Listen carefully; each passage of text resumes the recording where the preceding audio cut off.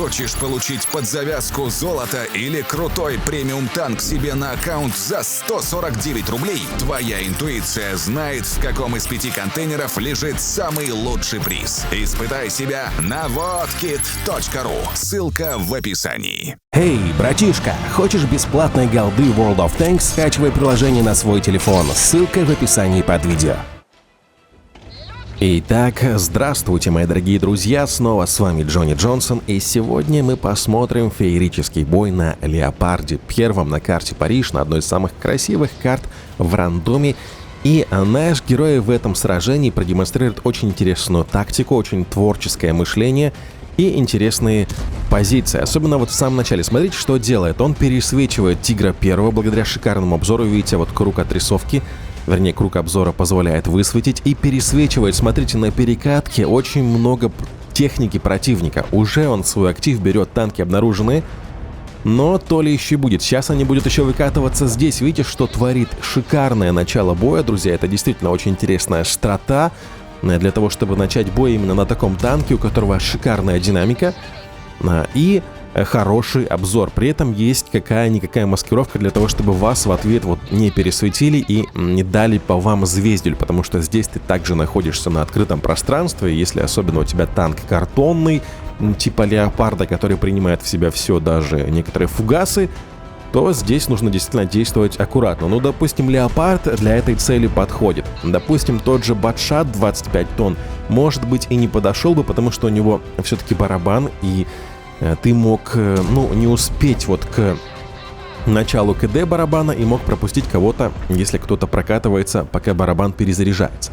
Вот. Но хотя в целом на Батшате здесь также можно начинать, может быть, это будет и не так эффективно из-за отсутствия цикличной перезарядки.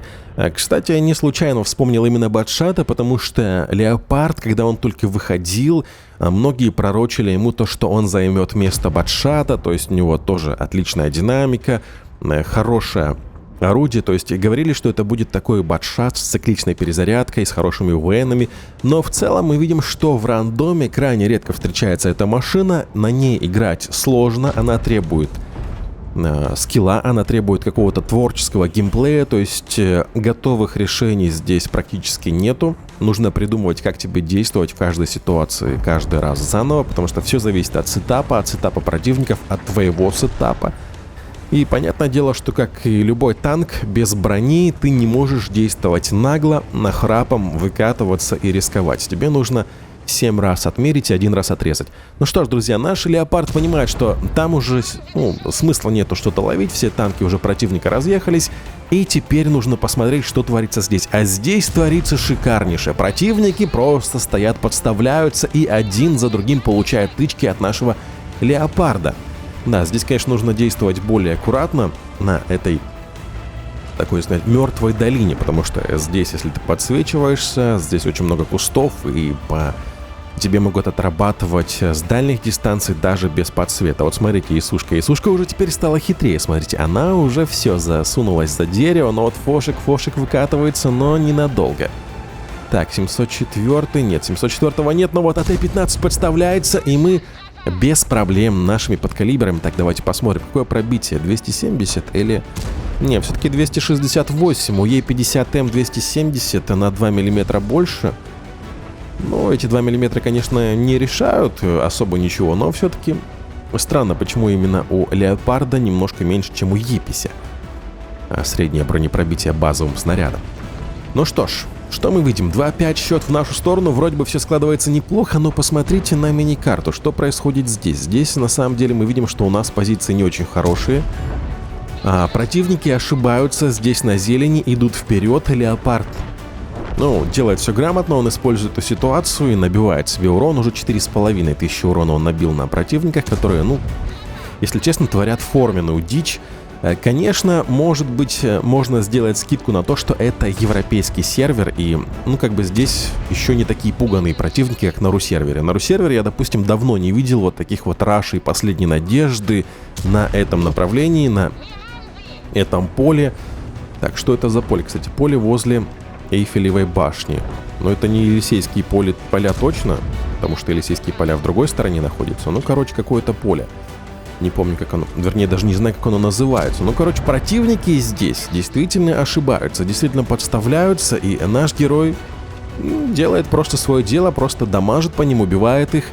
Но, ребята, ситуация складывается уже непростая. Уже 6-7 не в нашу сторону счет, и Леопард понимает, что здесь дело уже начало попахивать жареным. Тигр второй, смотрите, озирается беспомощно, мы пересвечиваем его, но не тоже хороший обзор, он нас подсветил, но пока он нас подсвечивал, мы уже свелись и его забрали. Так, ну что, друзья, что, друзья, делать дальше? 704 забирает нашу Исушку, и счет становится уже 7-9 не в нашу сторону. Леопард пока целенький, 1950 хитпоинтов в его запасе. Но ситуация на самом деле непростая, потому что мы видим здесь по мини-карте, что, скорее всего, сейчас 130-го загрызут конкуреры, и не знаю, сколько у него хитпоинтов. И что делать? Фош 155 попадет или нет? Да, попадает. Отличный выстрел в планочку на 394 очка прочности.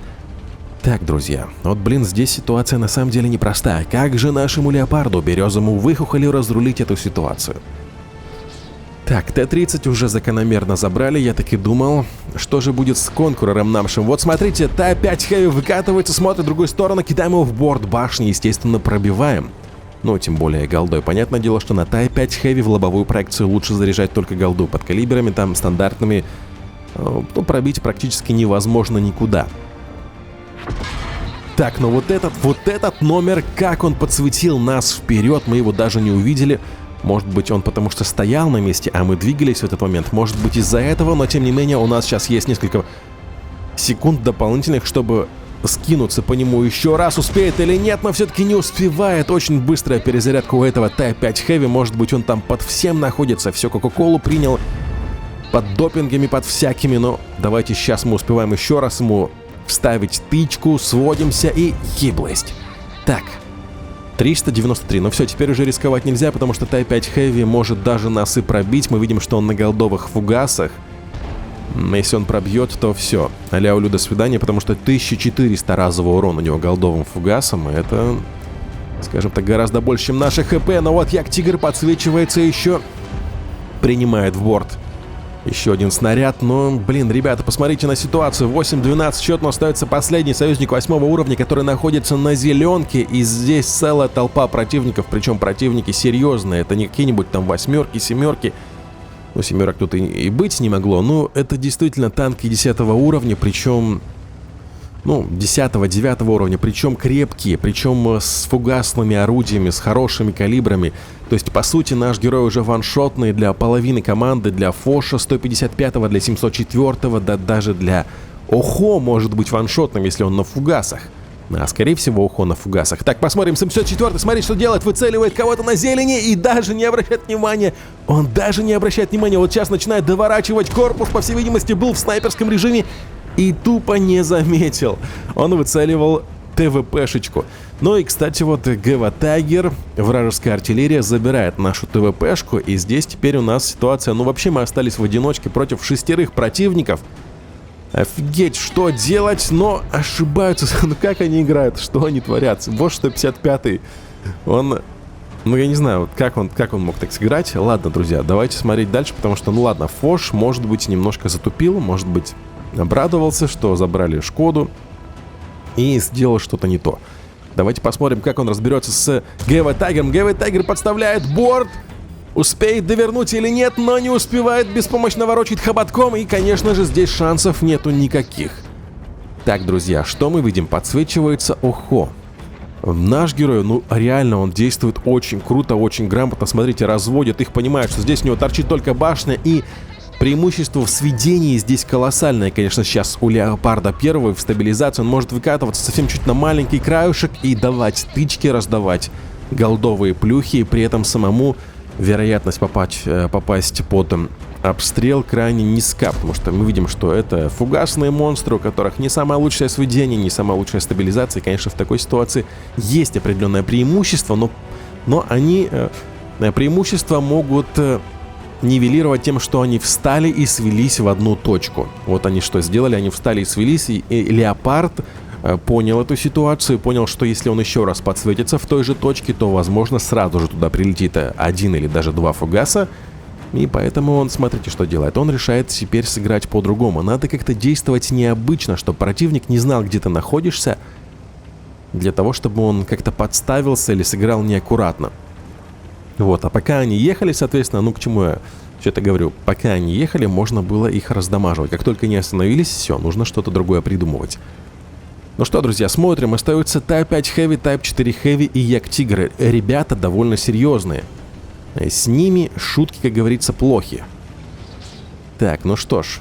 Леопард аккуратно продвигается. Так, что делать в этой ситуации? Я даже не знаю, ребята. Понятно одно, что на зелени у него шансов больше, потому что у него есть преимущество в обзоре. И он может подсветить кого-то. Вот Yak Tigre подсвечивается в нижний... Пытается выцелить в нижний, но в верхний там тоже голдой пробивается, хотя он уже даже не заряжает голду. Это чувак реально с остальными яйцами. Он на подкалибрах воюет, но вот сейчас он понимает, 2 кумулятива осталось, и еще 2 мастодонта японских, 2 тайпа, которых подкалибрами в лоб вообще никуда не пробьешь. И здесь, конечно, ситуация осталась, ситуация непростая. Так, друзья, Type 4 Heavy, Type 5 Heavy. Я думаю, что идеальная позиция, да, вот здесь стать в кустике, вот подсвечивается Type 5 Heavy, мы забираем самого главного мастодонта, топовый танк противника 10 уровня, но, правда, 9 не менее опасна, у него тоже опасное фугасное орудие и тоже есть броня, но шансов пробить даже под калибром теперь все-таки у нас прибавляется. Не намного, но прибавляется, хотя у нас есть последний кумуль. Посмотрим, где находится Type 4 Heavy. Леопард уже очень агрессивно проезжает. Он может получить сейчас фугас в борт. И все закончится. Но вот Type 4 Heavy стреляет. Остается 1 хитпоинт у Тайпа.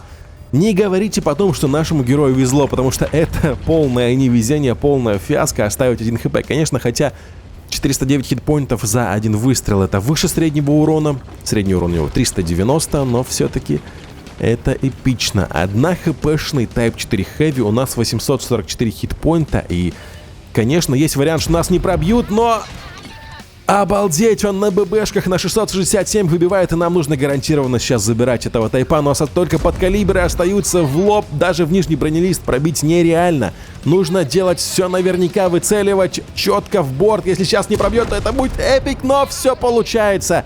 И...